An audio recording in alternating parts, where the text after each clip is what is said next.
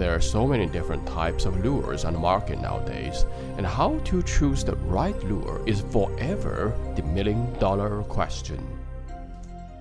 Now, to answer this question, let's first do two simple quizzes. Number 1, find the fishes from below.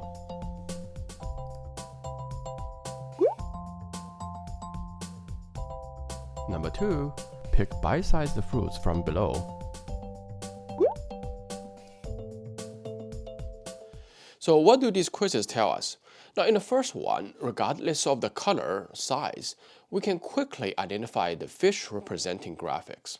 What we did there was a visual pattern recognition, and in this case, the trademark shape of a fish, or the silhouette of fins to be specific, was the key factor that most of us relied on to make the decision. And in the second quiz, the size was the overriding factor. The choices were made based on the relative size of a mouse versus the fruit. Now, whether you are conscious or not, we human beings are actually judging shapes and sizes in our everyday life all the time. So are the fishes when they decide whether to bite our lure or not. Now, to answer our million-dollar question at the beginning, the best way to ensure we always choose the right lure is to think like a fish. Now, you've probably heard the pros telling us to pay close attention to the profile of a bait when deciding what to throw. The term profile here is commonly interpreted to be the size and shape of the lure. The reason why choosing lure based on the shape and the size is so effective is exactly because this is the same thought process of a fish. But there's a catch. So here I have a Kitech Easy Shiner and a Fish Arrow Flash J, and they are similar in size, and shape-wise they both resemble Emerald Shiner or similar bait fish. So they must be interchangeable because they have similar profile, right? Putting both on jig heads and swim them underwater, the Easy Shiner outputs a ton of vibration, while the Flash J is not doing much at all. Now, if you think these are the same based on their size and shape, it's clearly not the case underwater. So what actually caused the discrepancy? Now, we think we are thinking like a fish by matching lure shapes and sizes with conditions. But we are actually missing a critical piece of the puzzle. Now, we are not seeing what the fish see. When we were looking at the Easy Shiner and the Flash J a minute ago, we are only seeing their static state in the air. Now, the problem is, fish don't really see the lure in our tackle box. Even with super slow finesse techniques, the bait is still moving and creating action and a profile in the water that looks nothing like its static state in the air. This crucial disconnection, focusing only on the static profile while ignoring the dynamic in action reality, is the #1 mistake anglers make in lure selection. Now, some would say action is action, profile is profile. Fine. Let's look at some more underwater footage. Now here I have some classic single-tail grubs, and this is what we see in the package. But in the water, when it's moving, it looks like this. Now the big hook tail essentially disappears and turns into an undulating ribbon, similar to a cuttlefish. So not only does the shape change, now that the tail is completely stretched, the length also increases. So how do you separate the size and the shape from the action for a single-tail grub? Now its static shape and the size is almost meaningless. In reality, size, shape are intertwined in the action, even it is just a subtle motion of a part of the lure. So we really need to view the shape, size, and action together, or in other words, choosing lure based on their real underwater profile. The real underwater profile is the shape, size, in the specific action the lure delivers. Now, choosing baits based on their static size and shape will only cost you bites and make you present the lure ineffectively. Your idea of a perfect lure might be invisible to the fish because your perception is detached from their underwater reality. So back to the easy shiner, flash jay, and the single-tail grub examples. Now tails alone dramatically change how they look in action compared to when they are still. And in fact, a soft plastic's tail is the major driver of a profile changes underwater. There are countless variations on the market nowadays, but to truly understand how these different tails perform, you have to see them in their element. So, let's go underwater, take a deep dive, and witness the in-action profiles of the major types of soft plastic baits with different tails.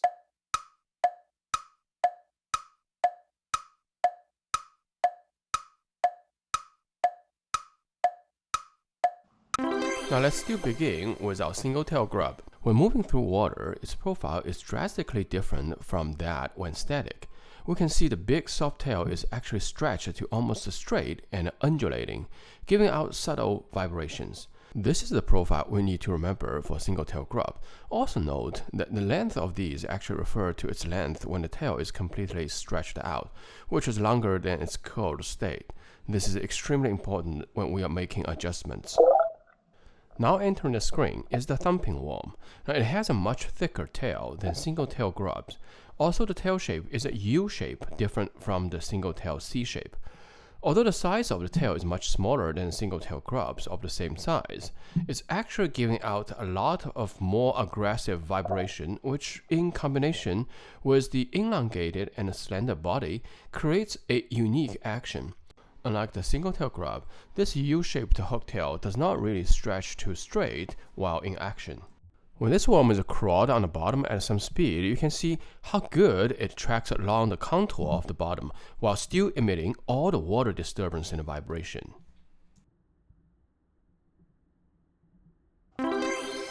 Next is the double-tail grub. Now this is essentially the single-tail grub times 2, double the amount of undulating, vibration, and water disturbance. But most of the double tails have smaller hook tails than the single tails. The vibration is not too aggressive, similar to the single tail. However, the double tails provides way more stability when rigged horizontally, making it an excellent choice for tipping the swim jigs to go through covers. Next, let's look at minnow imitations. The first one is the needle tail. Now, it features a pointy straight tail at the end of the body, and this is becoming increasingly popular thanks to the strolling techniques. This tail does not give out too much vibration at all. However, the slightest movement of a current or disturbance makes the tail quiver, showcasing the ultimate subtle actions required by the extreme finesse techniques when it's cold or when the fish is highly pressurized. Also because of the subtle action, the needle tail does not interfere with the overall body action induced by other lure pods such as blades of chatterbaits or spinnerbaits. So this one is great to pair with those baits. Next is the infamous boot tail or paddle tail. This tail is widely used on swim baits anywhere from 3 inches to over 12 inches. The paddle tail provides a fairly strong side-to-side kick. This trademark action brings a lot of vibration to the bait and oftentimes induces side-to-side quivering of the entire bait. Dragging along the bottom, the tail still kicks.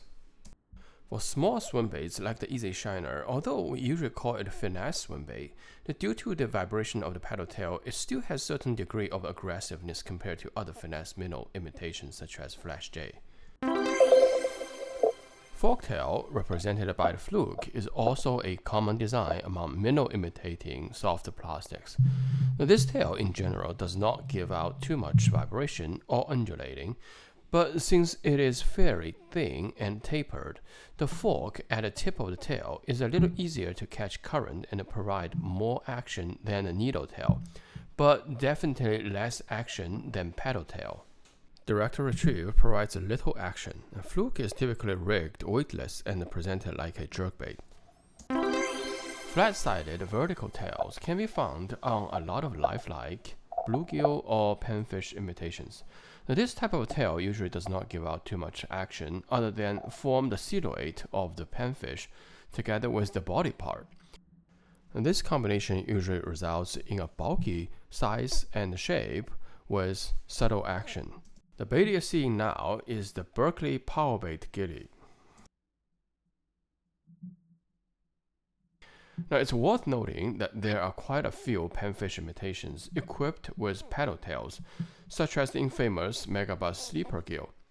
And those have very strong kicking action similar to the paddle tail we just saw. So again, only looking at a static profile of a bait is not enough. Next, let's switch gears and look at the straight tail worms. The tails on these worms are typically just an extension of the body length. Some are tapered.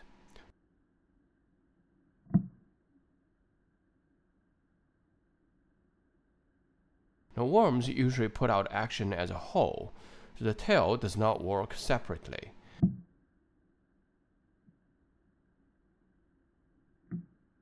The amount of action is usually tied up with the diameter of the body and how much taper the tail has.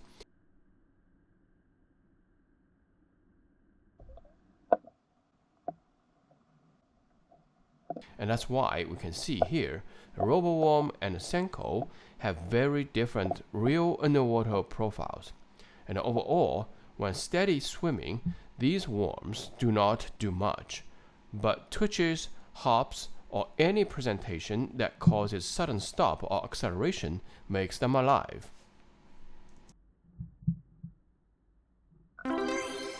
Spade tails are not as common these days. Man's stingray and the poor boy's iridator are the representatives we still see quite often. The tail is flat and horizontal, providing the bait with good stability, which leads to a good gliding action on those light rigs.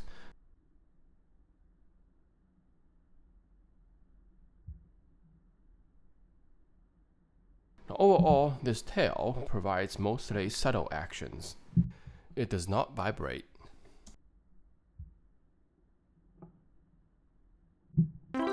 Sparrow tails are unique to the chunks. Originated from pork rind in old days, modern soft plastic chunks still feature two forked, wide, and thin tail or legs. Now, combined with a flat body and typically used as a jig trailer, they alter the jig profile and adjust the falling rate while providing subtle movements from the tail. When swimming across the water column, those tails also still undulate a little bit, but they don't provide any aggressive vibration. The beaver style baits, like the sweet beaver, got their names from their unique tail shapes. Now, fresh out of a pack, the two thin, flat tails are joined together, making them look exactly like a real beaver's tail. Now, most people split the tails into two when using. The original beaver tail provides nice gliding action together with some subtle movements with small water disturbance and little to none vibration. Crawbaits. There are so many options on the market, but don't let their looks fool you. How they behave in the water depends almost entirely on the claws. Now, we can break them down into two main types. First, you have the finesse style, like the Yamacraw on the screen. The claws are thin and streamlined, creating a natural silhouette with very subtle movement and almost zero vibration. And these claws do not change the bait's profile when in action. Similar to the straight tail worm, it needs sudden stop or acceleration to really induce action into the claws. It doesn't do much on a steady swim retrieve, but is particularly enticing when dragged along the bottom hitting through the rocks. Then you have the aggressive type, like the striking rage craw. Now, these use wide flapper-like claws with ridges designed to catch the water and kick hard, creating a ton of water disturbance and vibration. Because of these design tweaks, these two lures work best in very different scenarios, which we will be covering shortly. Comparing to the finesse-style craw, the bigger flapper-style claws also provide a lot of water drag, which slow down the falling rate significantly. When rigged behind a Texas rig, it has very good gliding action when separated from the sinker. These flappers do appear to provide more lifting, making it a little more difficult to keep on the bottom with small sinker. These traits also make this type of a crawl a great option for steady swim in the middle of water column. Additionally, you even see this in beaver baits. And the kinky beaver, for example, has a much more aggressive profile than the classic sweet beaver thanks to this rich tail design. Last but not least, let's look at the tube. Tubes feature a skirt-like tail similar to the jig skirt. The tail does not induce too much aggressive action or vibration, but when stopped, the tentacles sometimes spreads out or flare, thus changing the profile of the bait a little bit. The tentacles also catch even the slightest water disturbance, creating lively little movements. It certainly does not do much on a steady retrieve, but it does well bouncing on the bottom, giving out subtle tail undulating. Now, it's worthy noting that the amount of body appendages certainly affects the reel profile from size, shape, and action. Baits like brush hog and salamanders are certainly having bigger reel profiles than the Ned TRD, for instance. So, we've watched and compared the reel profiles of common types of soft plastics with different tail design underwater. Now, the degree of aggressiveness of the actions are different. The hard kicks produced by the thumping worm or ridge crawl is way more aggressive than those undulating single-tail grub or the sparrow tail on a super chunk. The reel profile also changes with the way they are presented. So stop thinking a crawfish bait can only imitate a crawfish. Now you're actually judging the lure using the manufacturer's preset. Again, not using the reel profile the fish see underwater. Now, these are the real profiles we need to remember in order to inform us when fine-tuning our lure selections. Now, after seeing what the fish see when we are trying to select a lure to match the hatch, we now know size and shape are not enough. Now, oftentimes, when fishing for bass, feeding on emerald shiner bait balls, a slight tweak from a finesse paddle tail swim bait with wide kicking in the tail to the needle tail minnow of the same size means skunk or big bites. During winter months, when water temperature drops down to 40 degrees or below, throwing a jig tipped with a crawl trailer is very effective. Now that we've seen the differences of the real underwater profiles of the crawl baits, would you pick an aggressive crawl or a finesse crawl under those conditions? Well, now the question is, how do crawdads move in cold water? Do you ever see crawdads jumping up and down, throwing out all the knocks and vibrations in cold water? Natural elements like wind, sun, cloudiness, water temperature and clarity, etc. all have impact on the fish, the forage, and the lure. Now, a lot of times, we knew what they are eating down there and went with the right forage type of baits, but totally ignored the nuances of the bait's real profile under different conditions. Just a slight change away from success, yet it's so far-reached if we are not aware of the real profile in natural elements. Now remember, when predators hit, they look at the whole picture, and this is especially true when they have prey image. Match the real profile of your lure to the condition is the ultimate version of match the hatch. Other than feeding, we certainly trigger a lot of bites using fish's reaction strike. And in these cases, we don't really have an easy reference like a primary forage to decide what to throw to begin with. But in general and in a nutshell, we want more aggressive reel profile when it is low light conditions, and we want finesse, convergent, and subtle reel profile when it is high light conditions. The low light versus highlight condition is another topic for another day. But now that we've all witnessed the real profile differences of the baits underwater, we can roughly rank them based on the degree of aggressiveness. And here is a little chart for quick estimation. Now on the top are the tails, which is a sort ranking according to their actions. Then we have the real profile ranking from subtle to aggressive.